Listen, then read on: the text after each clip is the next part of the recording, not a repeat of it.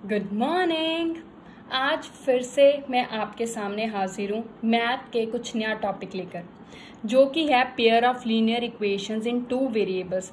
ये हमने पिछले लेक्चर में भी किया था, पर हमने सिर्फ इसकी इंट्रोडक्शन की थी और ये देखा था कि किसी भी इक्वेशंस के कितने सॉल्यूशंस हो सकते हैं। अब हमने उन सॉल्यूशंस को फाइंड आउट करना है, ठीक है। उन सॉल्यूशंस को फाइंड आउट करने के ये दो मेथड है, एक है ग्राफिकल मेथड और एक है अलजेब्राइक मेथड। अब ग्राफिकल तो नेम से ही क्लियर है, ग्राफ पे बना के जिस पॉइंट पे लाइंस कट करेंगी वो इसका सोल्यूशन होगा। पर अलजेब्राइक मेथड क्या है? अलजेब्राइक का मतलब ग्राफ के अलावा, मतलब थ्योरेटिकली लिख के जब हम सॉल्यूशंस फाइंड आउट करेंगे उनको अलजेब्राइक मेथड कहते हैं। तो इसके आगे हमारे पास तीन मेथड हैं, लिख कर थ्योरेटिकली तीन मेथड से हम लीनियर इक्वेशंस के सॉल्यूशन फाइंड आउट कर सकते हैं। कौन कौन सा है? पहला है हमारे पास सब्स्टिट्यूशन मेथड, सब्स्टिट्यूशन मेथड। दूसरा है हमारे पास एलिमिनेशन मेथड, ठीक है। और तीसरा है हमारे पास last cross multiplication method, cross multiplication method ये है। आज हम सबसे पहले सब्स्टिट्यूशन मेथड के बारे में पढ़ेंगे, ठीक है। तो चलिए, इस मेथड के अगर हम इटसेल्फ स्टडी करें तो एज इट इज इसकी डेफिनेशन कुछ नहीं है, पर इसको सॉल्व कैसे करना है, किसी भी लीनियर इक्वेशंस को इस मेथड से कैसे सॉल्व करना है, उसके स्टेप्स हैं, ठीक है। तो चलिए सबसे पहले क्वेश्चन लिख लेते हैं, फिर हम देखेंगे कि किसी भी क्वेश्चन को सब्स्टिट्यूशन मेथड से सॉल्व कैसे करना है। तो क्वेश्चन है मेरे पास, solve the linear equations by substitution method, substitution method, ठीक है। अब हमने सब्स्टिट्यूशन मेथड से सॉल्व करना है और क्वेश्चन क्या है, लीनियर इक्वेशंस क्या है, 2x + 3y = 11, ठीक है।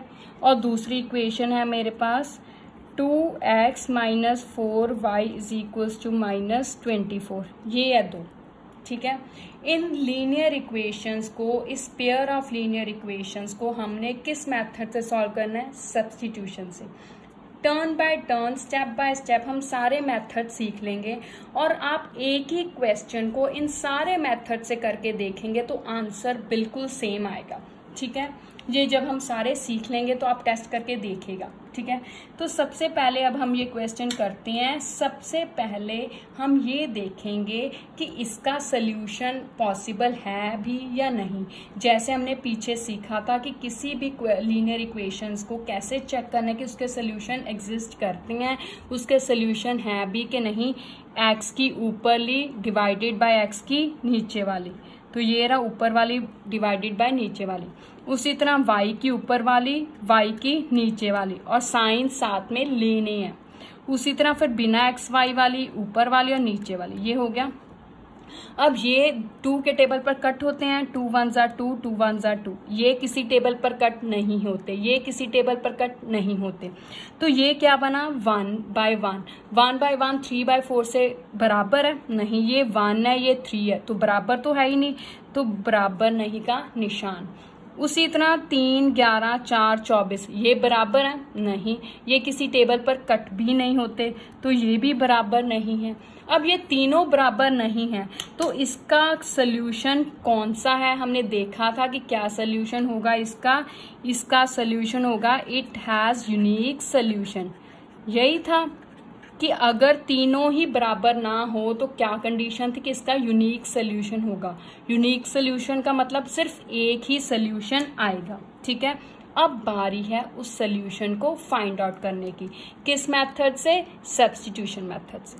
तो जैसे नाम से ही क्लियर है, सब्स्टिट्यूट मेथड मतलब एक में से किसी भी एक वेरिएबल की वैल्यू निकालिए, उसको दूसरे में भर दीजिए। दोबारा से मैं कह रही हूँ, समझा रही हूँ, ध्यान से सुनिए। दोनों में x और y दो वेरिएबल्स हैं।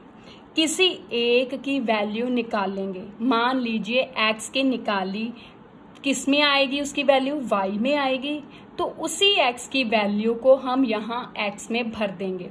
इसका मतलब x सारी रकम से क्या हो जाएगा, खत्म, सिर्फ y रह जाएगा, तो y को फाइंड आउट कर लेंगे। ठीक है, तो अब देखते हैं, जैसे कि 2x + 3y = 11 ये है। अब इसमें से जरूरी नहीं x की, आप जिस मर्जी की चाहे निकाल सकते हैं, बस दिमाग में एक बार बिठा लीजिए कि मैंने हमेशा x की निकालनी है या y की निकालनी है। ठीक है, अब देखिए मैं यहाँ x की निकालने लगी हूँ, तो x को एक तरफ रखूंगी, बाकी सारी चीजें दूसरी तरफ।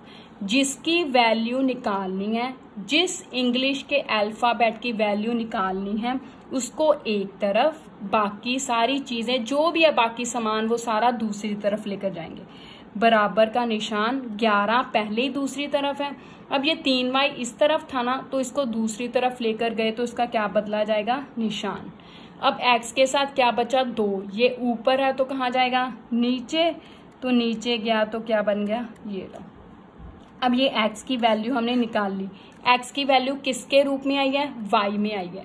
अब इस वैल्यू को हम दूसरी में भर देंगे, कहाँ पे, x की जगह पे। तो चलिए लिखते हैं इसको 1 नंबर, इसको 2 नंबर, तो लिखेंगे पुट x in 1, मतलब 1 में इसकी वैल्यू भर दीजिए।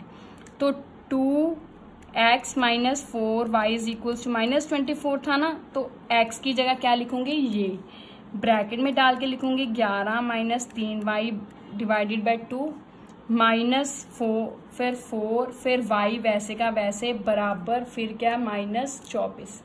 ठीक है, अब देखिए सारी मेरे पास y में आ गई ना। अब एक वेरिएबल रह गया ना, तो एक को वैल्यू फाइंड आउट करने के लिए एक ही इक्वेशन चाहिए, वो ये है। ठीक है, तो चलिए सॉल्व करते हैं। अब ये 2 को 2 के टेबल में कट हो सकता है, कर दिया। अब 1 नहीं बचा, 1 को 11 से मल्टीप्लाई किया 11, माइनस 1 को 3 से मल्टीप्लाई किया 3, y वैसे का वैसे। अब ये तो अकेला पड़ा है, इसके साथ तो कोई नंबर नहीं है, तो इसको वैसे का वैसे, -24 वैसे का वैसे। अब हमने सीखा था कि किस वेरिएबल को किस तरफ लेकर जाना है, किसको किस तरफ लेकर जाना है। हमने ये कहा था कि जिस तरफ वेरिएबल की साइन प्लस का हो उस तरफ लेकर जाते हैं। अब इन दोनों के साइन माइनस है, अगर मैं y को इस तरफ ले जाऊं तो दोनों के साइन प्लस के हो जाएंगे ना, तो वेरिएबल के साइन प्लस के हो जाएंगे ना, तो इसका मतलब मैं y वाली सारी टर्म्स को इस तरफ लेकर आऊंगी और जो बिना y वाली है उसको इस तरफ ही रखूंगी। ये बिना y वाली इस तरफ ही रहने दूंगी। -24 बिना y वाला है, जब इस तरफ आएगा तो इसका निशान बदल के क्या बन गया, +24। बराबर का निशान, अब y वाली टर्म्स को इधर लेकर जाना है तो उनके निशान बदलूंगी, माइनस का प्लस, ये भी माइनस का प्लस। तो अब देखिए ये कितना हो गया, दोनों के सेम निशान है, सेम निशान वाली टर्म्स को क्या करते हैं, ऐड। 24 में 11 जोड़े 35 बराबर, इन दोनों के भी सेम निशान है तो ऐड किया, कितना हो गया, 7y। अब y इंग्लिश वेरिएबल के साथ 7 लगा है, तो ये ऊपर है तो कहाँ जाएगा, नीचे, तो नीचे गया। अब 7 के टेबल पे, 7 कितने नंबर पे, 1 पे। 7 के टेबल पे 35 कितने नंबर पे आता है, 5 पे, तो y का कितना आंसर आ गया, 5।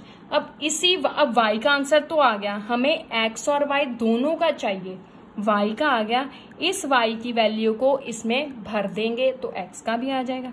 तो चलिए x था मेरे पास 11 - 3y / 2, 11 वैसे ही, माइनस वैसे ही, 3 वैसे ही। अब y की जगह अगर मैंने 5 लिखा तो ये तो 35 बन गया ना, यहाँ पे तो 3 था, तो इसका मतलब यहाँ पे कौन सा निशान आना है, मल्टीप्लाई। वैसे भी वेरिएबल के साथ हमेशा मल्टीप्लाई का साइन होता है, लिखो ना लिखो कोई भी फर्क नहीं पड़ता। नीचे 2 वैसे का वैसे, 11 वैसे का वैसे, माइनस वैसे का वैसे, 5 3 15/2। अब दोनों के अलग अलग निशान है तो माइनस करूंगी, 15 में से 11 गए 4। निशान कौन सी टर्म का, बड़ी का, बड़ी कौन सी है, 15, तो उसका निशान माइनस। 2 के टेबल पे कट किया, 2 1 = 2, 2 2 = 4, तो x कितना आ गया, -2। ठीक है, तो ये आंसर आ गया। x -2 आ गया, y कितना आ गया 5।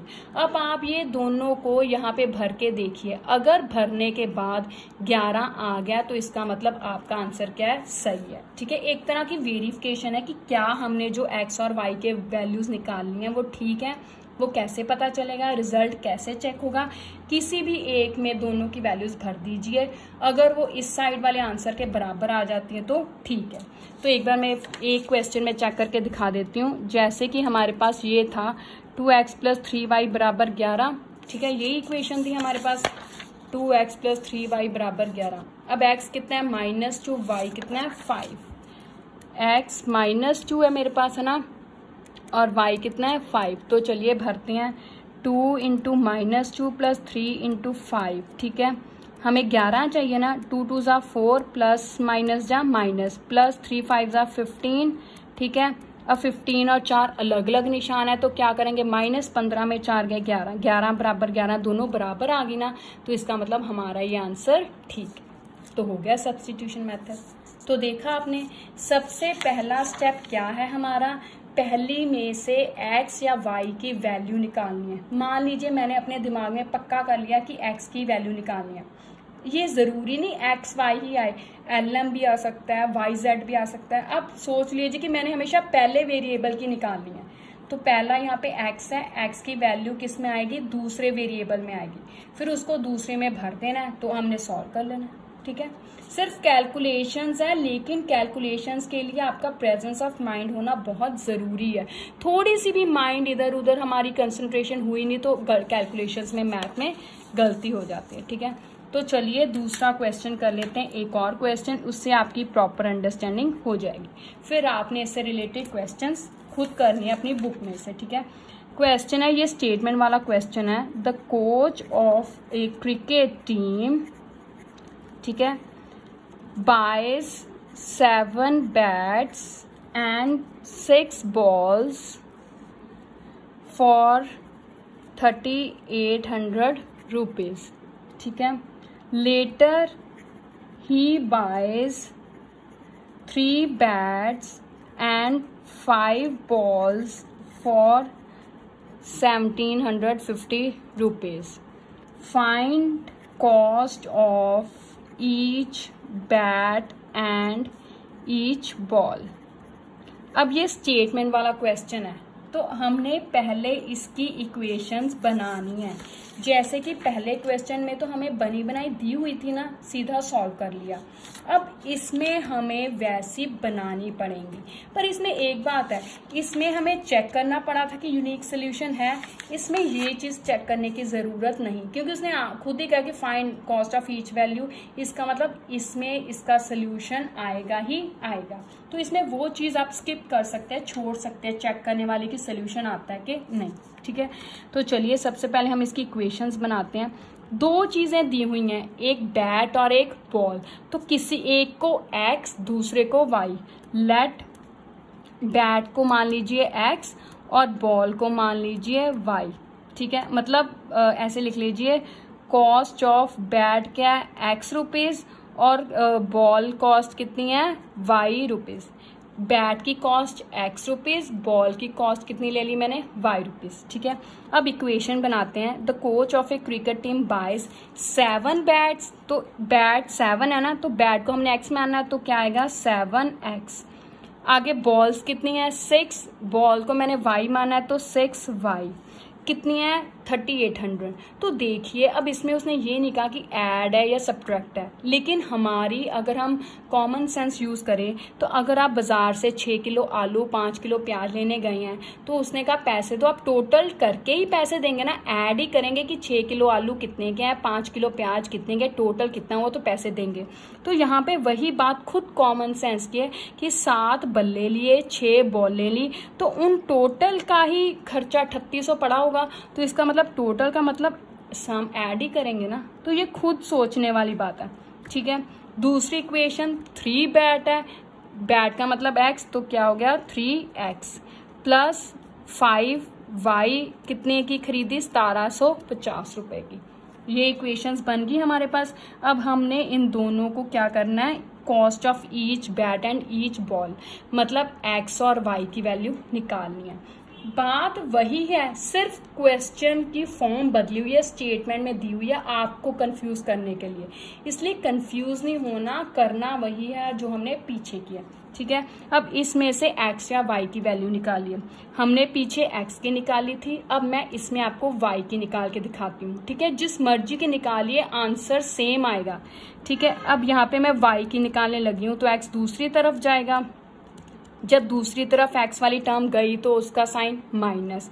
अब 6 ऊपर है तो कहाँ जाएगा अगली बार, नीचे, तो ये रहा नीचे चला गया, तो ये y की वैल्यू आ गई मेरे पास। ठीक है, अब इस वैल्यू को मैंने इसमें भरना है। ठीक है, तो चलिए भरते हम 3x तो वैसे ही है, मैंने y की जगह भरना है ना, प्लस 5, अब y की जगह क्या आएगा 3800 माइनस 7x बाई 6 बराबर 1750। ठीक है, अब क्या करेंगे, ये इसको इसके साथ ये बाहर वाली जो 5 है इसको अंदर मल्टीप्लाई करेंगे, तो चलिए 3x प्लस 5 को 3800 से मल्टीप्लाई किया कितना होगा 19000।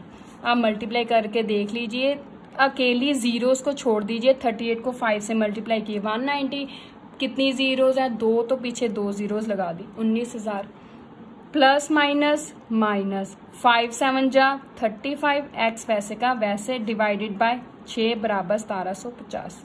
अब ये 2 हो गई, फ्रैक्शन वाली है ना, तो बटरफ्लाई मेथड कैसे, पहले इसको इससे मल्टीप्लाई कीजिए, 6 3 का 18x प्लस, अब इसको इन सारी से मल्टीप्लाई कीजिए, 1 को किसी से भी मल्टीप्लाई करेंगे तो आंसर खुद ही आएगा ना, तो वो वैसे का वैसे लिख दिया।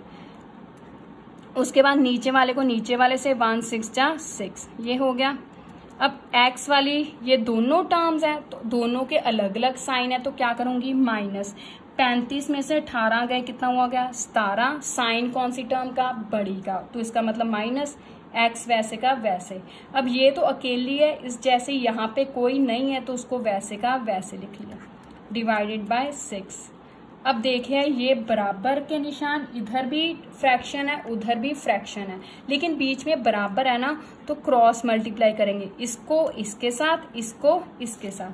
अब इसको 1 से किसी भी टर्म को मल्टीप्लाई कीजिए तो आंसर वो ही रकम ही आती है, तो इसका मतलब ये ही आ जाएगी, ये हो गई। अब इसको इससे मल्टीप्लाई करें तो कितना आंसर आएगा मेरे पास 10,500। ठीक है, 1750 को 6 से मल्टीप्लाई करूं तो मेरे पास कितना आएगा 10,500। अब x वाली टर्म एक तरफ, बाकी सारी एक तरफ। ठीक है, अब x वाली तो कोई है ही नहीं तो उसको इसकी तरफ ही रहने दिया, इसको मैं दूसरी तरफ ले गई, तो जब इसको इस तरफ लेके गई तो उसका निशान कौन सा आ गया माइनस का। अब 19,000 में से 10,500 माइनस करेंगे, अलग अलग निशान है, तो कितना आ गया 8500, मतलब 19,000 में से 10,000 गए 9,000, 9,000 में से आगे 500 गए तो 8500 रह गया। अब ये x के साथ वाली रकम कहाँ जाएगी नीचे, क्योंकि ऊपर है ना, तो ये नीचे गई तो -17। अब 17 के टेबल पे कट करें, 17 1 जा 17, 17 5 जा 85, पीछे कितनी जीरोज है 2, तो यहाँ पे सॉरी एक बात हम भूल गए, यहाँ पे बड़ी रकम का निशान कौन सा आना था माइनस, तो ये माइनस भी है ना, तो माइनस माइनस कट हो गए, तो मेरे पास आंसर कितना गया 500। मुझे कैसे पता चला कि हमने गलती कर ली, आपने ध्यान से देखिए, ये ट्रिक्स देखने वाली हैं कि मैंने यहाँ पे माइनस क्यों नहीं लगाया, लेकिन जब यहाँ गई तो मुझे पता चल गया कि मैंने माइनस नहीं लगाया। क्यों? क्योंकि कभी भी किसी भी चीज़ की प्राइस नेगेटिव थोड़ी होती है, कभी हम ये थोड़ी कहते कि मैंने बैट जो है -500 रुपये का लिया, माइनस में कभी भी किसी की वैल्यू नहीं ना होती, इसलिए मुझे पता चल गया कि यहाँ पे मैंने गलती की है, तो इसका मतलब यहाँ पे माइनस आना था। फिर मैंने देखा कि बड़ी रकम का साइन तो डाला ही नहीं। ठीक है, अब मेरे पास x की वैल्यू आ गई, अब इसको मैंने कहाँ पुट करना है इसमें, तो चलिए करते हैं इसको। यहाँ पे y बराबर 3800 -7, वैसे ही x की जगह कितना लिखना है 500 डिवाइडेड बाय 6, 3800 -7 5 जा 35, पीछे कितनी जीरोज हैं 2, तो 2 लगा दी, डिवाइडेड बाय 6। अब दोनों के अलग अलग साइन है तो क्या करूंगी माइनस, और 3800 में से 35 हो गए 300 डिवाइडेड बाय 6। अब ये जाता है 6 के टेबल पे 6 1 नंबर पे, 6 के टेबल पे 30 कितने नंबर पे 5 पे, ये 0 बच गई तो ये 7 लगा दी। तो देखा आपने y कितना आ गया 50। तो अब हम आंसर क्या लिखेंगे, कॉस्ट ऑफ ए बैट की कितनी कॉस्ट है, x था ना, तो x कितना आया 500 रुपीज। और कॉस्ट ऑफ ए बॉल कितनी मानी थी हमने y, तो y कितना आया 50, तो 50 रुपीज। ये हो गया, हुआ ना। अब आपने इसको अगर आंसर को वेरीफाई करना है तो यहाँ पे x को 500 भरी है, y को 50, तो अपना 3800 के बराबर आ गया, तो इसका मतलब ठीक है। अब आपने इससे रिलेटेड क्वेश्चंस की प्रैक्टिस करनी है। मैंने यहाँ y की वैल्यू निकाल के भरी है, अब आप इसको x की वैल्यू निकाल कर भरिए, तो आप देखेंगे कि आंसर यही आएगा, खुद करके देखिए, ठीक है। अब आपने इससे रिलेटेड और भी क्वेश्चंस करने हैं। Thank you, have a nice day.